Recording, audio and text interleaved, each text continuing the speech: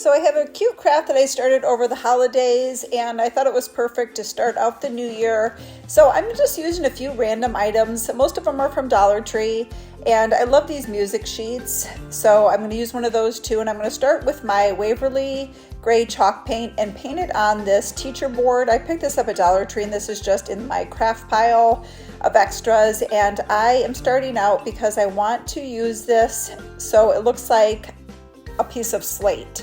So if you've ever worked with slate is pretty heavy, so I kind of wanted to get an imitation slate look.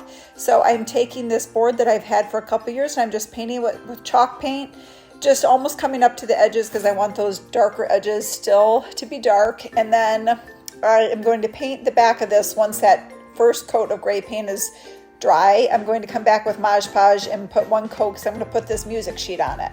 So the music sheet, I kind of got ahead of myself here, and I wanted to make sure I ripped the edges because I wanted to give it a vintagey look.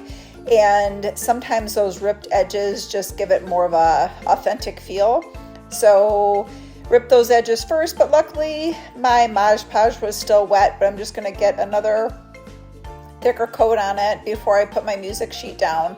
So I did one coat on the backboard, and then just making sure all the edges are glued down good and that music sheet is straight in place and square in the middle. So then I'm coming back with another coat of Mod Podge over this to make sure it's sealed really well.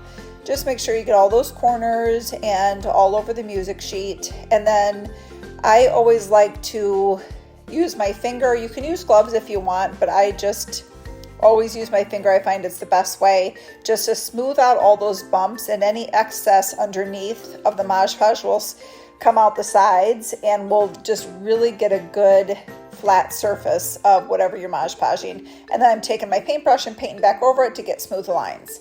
So then I found this really cute gift bag at Dollar Tree, and you can do so many cute things with these gift bags. And so I'm going to save this ribbon because I love this seafoam green ribbon. So I'm just going to save that, and I'm just going to disassemble the bag basically.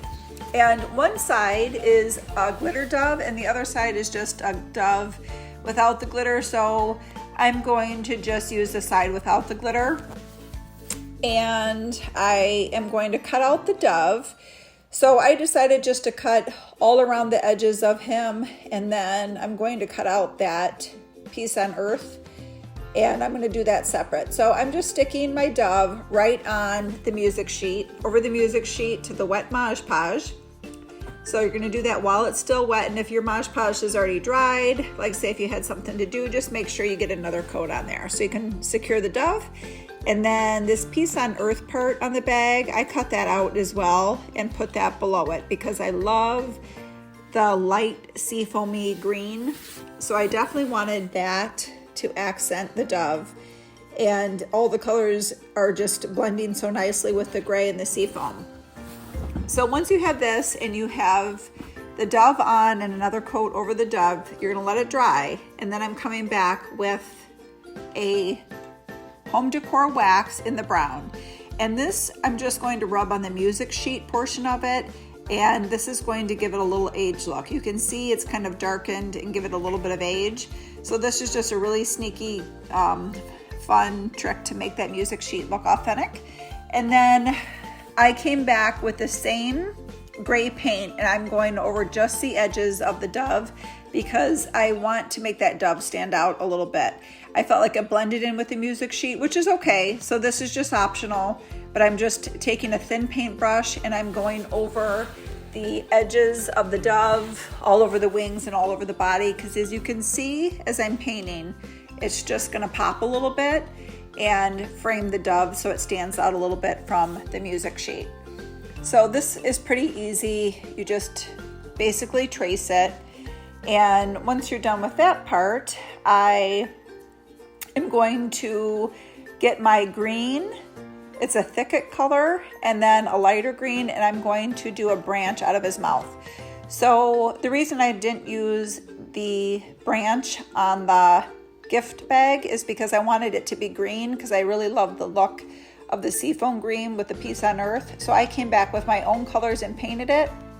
And this just is kind of like a mixed media. So you've got your painting in there, you've got your Mod Podge, dove and music sheet, so I really like the look of the painting with it also. So I painted that with the leaf, and if you want to trace that out, you can. And then from Hobby Lobby, they have these things after Christmas, all these little floral pieces on sale. So I came back with a little glue gun and glued this on to the top of my board, same seafoam green, and I just love all these colors together. So I put it all together, and once it's all dry, you can either hang it somewhere or stick it out on a table somewhere just for a little decoration for the new year. And it's just so cute the way it came together. So I just hope that you guys can take a second look at these bags when you see them at Dollar Tree and know that you can craft with them and all kinds of stuff that you may have left over. So I thank you for watching, and Happy New Year.